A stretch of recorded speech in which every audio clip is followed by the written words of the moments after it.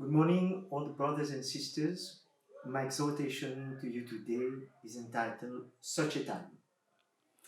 It's a time when the world have fixed their eyes on a virus. But the Lord wants His church, His people, to fix His eyes on Him. We have never imagined in the past that one day we would be able to gather together every day under the apostolic teaching as it's happening now. And every day we are meeting together with Brother Mickey. What a blessing. I want to encourage you to be with us every morning at 10, Mauritian time. And we are going to be blessed more and more. And this has become a reality in our time. Every day. We have been having one prayer meeting a week. Now we are praying every night. So that's a grace from the Lord. How do we see that? Are we grateful towards Him? Or we find the confinement to be causing frustration to us and we are mourning every day. So somewhere the Lord wants to gain the attention of our hearts. So it's a special time. We are grateful. This is purposed by the Lord for our life. A time to stop. Like He says in Psalm 46 verse 11. Stop and know that He is God. If we have not taken time to stop, now we are brought to stop. The world is brought to stop. But we are all to take that stop to be beneficial to our lives and families. A time to listen to His voice. A time in His word. A time to examine our heart, our life, and our conduct in Him. Very important. This time is very short before His coming. So let's take heed in that time to wake up and be sober and to prepare ourselves for His coming. Ephesians chapter 5, verse 15 to 17.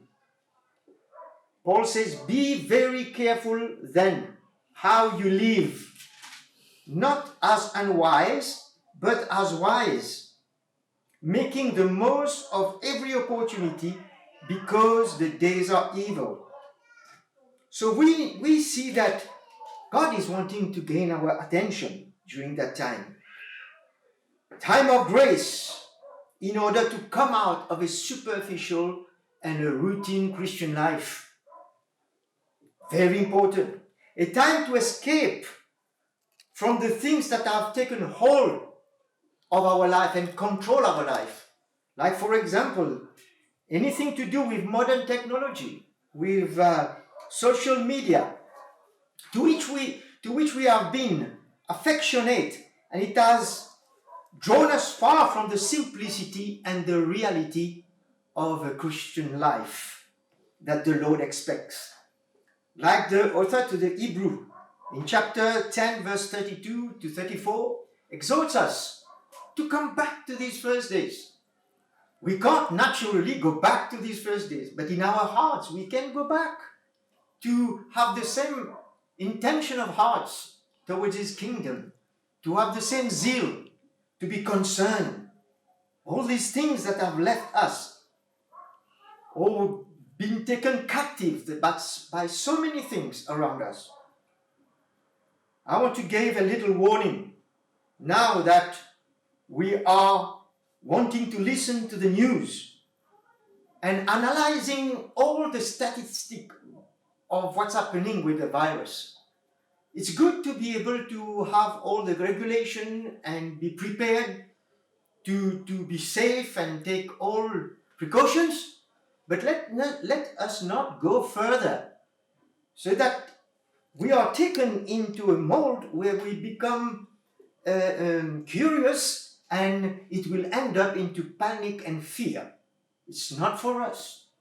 Our time is to strengthen ourselves in our faith in the Lord and in His word that will bring faith to our hearts so that we may not fear.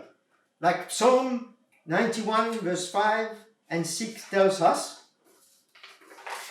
that not to fear the terror of the night, not the arrow that flies by day, not the pestilence that stalks in the darkness.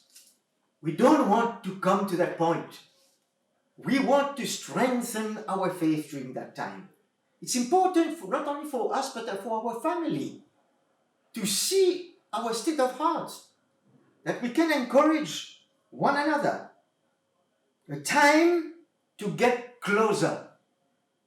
We know that in the natural, they are asking us to stay far, minimum 1 meter from each other.